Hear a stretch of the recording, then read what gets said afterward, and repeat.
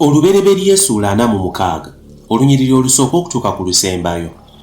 Awo Isirayiri n'atwala byonna bye yalina n'agenda e Beeruseba n'awaayo ssaddaaka eri Katonda wa kitaawe Isaaka. Katonda n'ayogera ne Isirayiri mu kwolesebwa okw'ekiro n'amugamba nti, Yakobo, Yakobo. N'addamu nti, Nze nzuuno.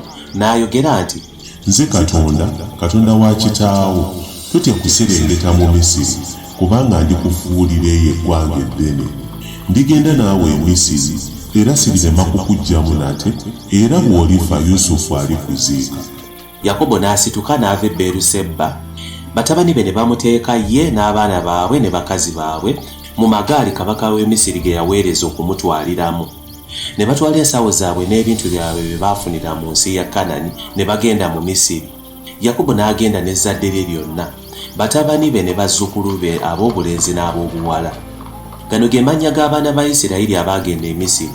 Yakobo ne batabani be Lawubeeni omubereberye wa Yakobo, ne batabani ba Lawubeeni, Kanoki, Paalu, Kezulooni ne Kalumi.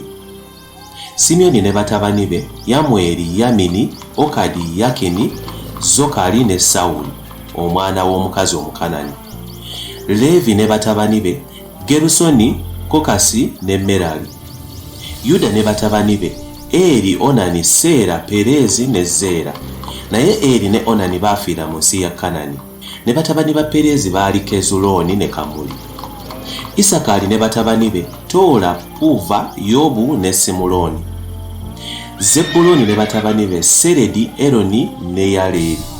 Abo be baana ba Leeya be yazaalira Yakobo mu Padanalaamu wamu ne muwala we Dina. Abaana be bonna abasajja n'abakazi baali abantu 33. Batabani ba Gaadi, Zifiyoni, Kaagi, Suuni, Ezuboni, Eri, Alodi ne Aleeri. Batabani ba Aseri, Imuna, Isuva, Isuvi, Beriya ne Seera mwannyinaabwe. Ne batabani ba Beriya, Kaberi ne Malukiyeri. Abe 16 ly'ezzadde lya Yakobo eryasibuka mu Zeruba, omuzaana Labbaani gwe yawa Leeya muwala we. Batabani ba Lakeri mukazi wa Yakobo, Yusufu ne Benyamini. Mu nsi y'e Misiri, Asenasi muwala wa Potifaali, kabona we Oni yazaalira Yusufu abaana ab'obulenzi 2, Manase ne Efulooni. Ne batabani ba Benyamini, Beera, Bekeri, Asubeeri, Geera, Naamani, Eki, Losi, Mupimu, Kupimu ne Aludi. Abe 10 n'abaana be batabani ba Lakeri be yazaalira Yakobo, ne mutabani wa Ddaani, Kusimu.